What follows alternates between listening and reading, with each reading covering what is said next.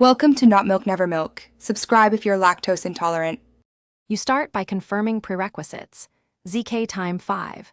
0 installed, service running, and your PC on the same network as the terminal.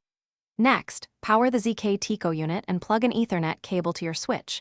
If DHCP is used, note the address shown on the device screen. Once done, use the machine menu to view or set a static IP so Zktime can find it. This prevents discovery issues and speeds initial pairing. You then open Zktime 5. 0 and go to Device Management to add the terminal. Enter the device IP, leave port 4370, and type the terminal password. This authenticates communication. After saving, click Test Connection. If successful, add the device to a group so policies apply uniformly.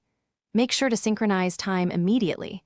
Correct timestamps are critical for reports and payroll, so sync now rather than later to avoid mismatched attendance logs. You finish by enrolling users and validating transfers. Enroll fingerprints, faces, RFID or PINs in Zktime and on the device. Verify each biometric read for clear templates. Once enrolled, pull a small log batch and perform a manual check-in and check-out to confirm entries reach Zktime. If something fails, reboot the terminal first, then check firewall rules on the PC, confirm IP and password, and rerun test connect.